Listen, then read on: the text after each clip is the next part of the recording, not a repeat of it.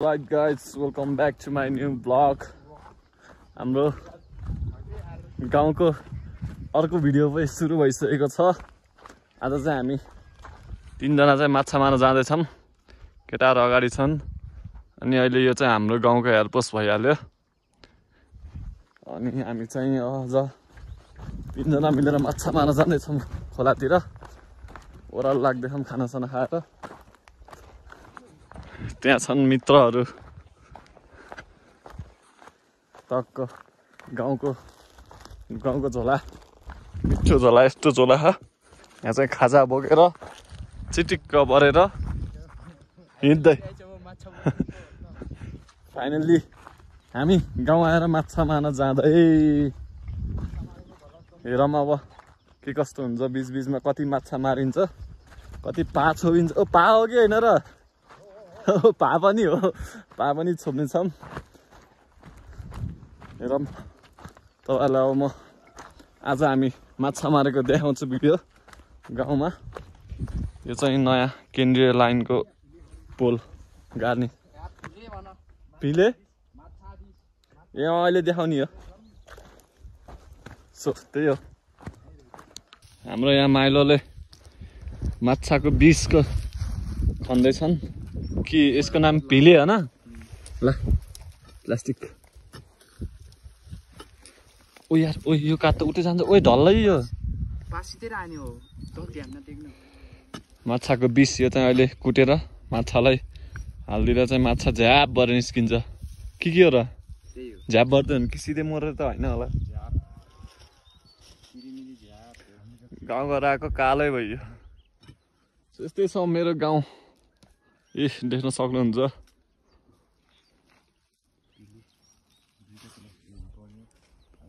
आज चाहिँ शनिबार भएर चाहिँ काम छुट्टी छ, झारा बन्द।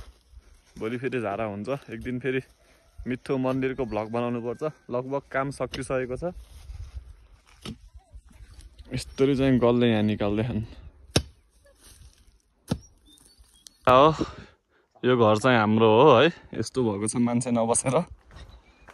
सबै घाँस पलाएर यस्तो सब यहाँ छेकिसक्यो। हाम्रो घर चाहिँ यही हो। सब पुरानो भइसक्यो। यहाँ छ माइला उहाँ पुगेछन्। सो यस्तो एकदम मनी लगभग कति वर्ष बिताएँ होला है मैले? 8-9 वर्ष है। 8-9 वर्ष यहाँ बसेँ। त्यसपछि चाहिँ अब पढाइको लागि चाहिँ परिवार नै हामी उता गयो, बजारतिर बस्यो। अनि घर एक्लो भयो। यस्तो छ घरको हालत। ओहो एकदम धेरै याडा यार। त्यता घन त छिराइदिउँ त यार। हो र? यस्तो छ घर हाम्रो। लगभग गाउँको पुछार नै हो नि यो त। गाउँको सबभन्दा तल हाम्रो घर। फेरि म त्यहीँ राखेको छु घन त यार। कहाँ? भजबी तेरा बात भन्थिस् त। यस्तो छ गाउँ। यस्तो छ अहिले अलि खडेरी छ। भित्री वन पारी आनन्दै आउँछ त। अझै बिच खन्दैछन्। अनि यहाँ हाम्रो गाउँ भइहाल्यो। यो तलबाट देखिने यस्तो छ। तलबाट हेर्ने भ्यू। यो हाम्रो घर भइहाल्यो। यो त ए माथि छ। यता पनि छ। अहिले गहुँ रोपिरहेको छ। अहिले गाउँतिर चाहिँ माथितिर मकै आलु भइहाल्छ। अहिले माथि डाँडातिर। सो यहाँको घर चाहिँ लगभग सबै भत्काएर माथितिर सर्छन् मान्छेहरू। माथि अलिक बजार जस्तो छ। सेनबाग्लुङ यहाँ छ गन। यो बोकेर चाहिँ हामी चल्दिस माछा मार्न। गर्मी भयो। घाम लाग्दा त गर्मी हुन्छ। माछाको बिच चाहिँ यो पिले भन्ने रहेछ। यो पिलेलाई कुटेर हाल्छ भने भाइ। अब कुटेर ठ्याक्क माछाको खुरमा हाल्ने।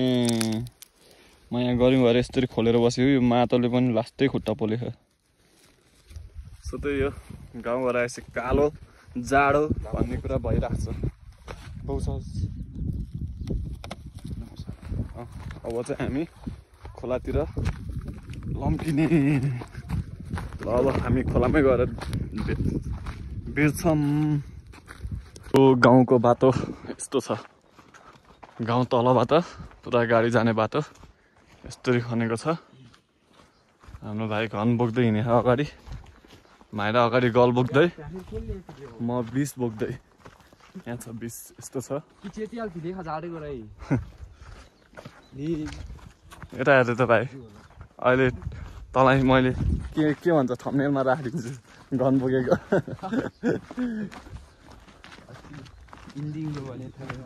इन्डिङ राख्दै थियो कि त्यही हो गाउँको भ्लगहरू आइरहेको छ अब अझै 2-3टा भ्लग आउँछ हेर्न पर्यो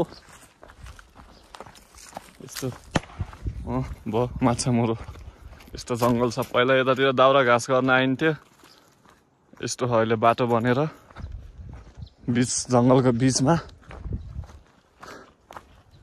40 गर्मी छ हिँड्नै पर्यो माइलाको घन थोकाइ सुरु मरो के हो खोलामा आइसक्यो यस्तरी घन हालेर माछा मार्ने खोलामा आइसक्यो हामी चाहिँ अहिले हेरौँ अब माछा कति मर्छन् के मर्छन् आयो एउटा आयो सानो मरो नि अझै हान्दैछ नि त्यहाँ अब यस्तो माछा अहिले कति पर्छ कतिको त त्यही हेर्दै बस्छ के भन्छ र यसलाई कोर्को माछा मार्ने हाल्ने अर्को माछा नआयो ए यस्तो छ र यहाँ हालिहाल्ने हो कि यस्तो भाँडामा फेरि यहाँ अब के हुन्छ गरले यता गरेर ट्याक्क अब यस्तो माछा त कति देखाउँछ कतिको त अब त्यही हेर्दै बस्ने अब कत्रो माछा पर्छ गन्दै बसेको अब यात्री ज्ञाने भएको जिन्दगी अहिले हामी त्यो खोलादेखि फेरि अर्को खोलामा आछौँ आजको माछा देखिन्छ अलाल देखिन्छ यार देखिन्न अहिले खासै अब हामी यहाँ मार्छौँ फेरि यहाँ तल रहेछ एउटा यहाँ मार्छौँ पानी तर्काइसकेछन् झिलिली भइसक्यो त ओ यस्तो छ जङ्गल वाउ छ यहाँ भ्यू त फेरि हालत हाम्रो रातेवाले यहाँ पासा मातिसक्यो कालो पा ओहो खै यहाँ तलले त माछा नि ठुलो छ त फेरि माछा उहाँ छ ल खै खै खै कहाँ खै ओहो यिनीहरू नि छोटछोटको रात त ठुल्ठुलो रहेछ नि ओह चेप्टे भयो उहाँ फेरि यताको माछा मारा यस्तो हुन्छ गाउँतिरको यत्रो यो माछा हान्न यो सानो माछा ठुलो खै सबभन्दा ठुलो माछा झिक्छ बाबु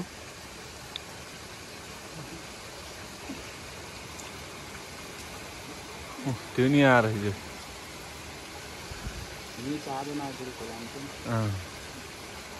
कति ढिलो गरिस् त खै ओहो यो सबभन्दा ठुलो माछा आम्मा ठुलो रहेछ नि ल माछा मार्ने कार्यक्रम जारी रहेको छ माइला त्यहाँ छन्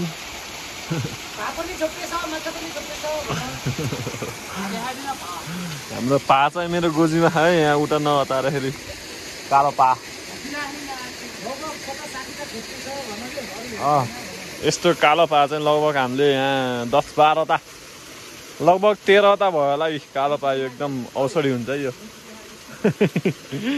त्यहाँ अझै खोज्दैछन् केटाहरूले यस्तो छ यहाँ यस्तो ठुल्ठुलो रुख जुर कसम गाह्रो हुने रहेछ लास्ट मेरो खोल्टी मेसी र त्यो उसमा माछा हाल्ने ठाउँमा नहटेर मेरोमा यहाँ हालेको छु गोजीमा एकदम घर लगेर पकाएर खानुपर्छ खोला हाल्यो उता हाल्यो भन्छ के अरे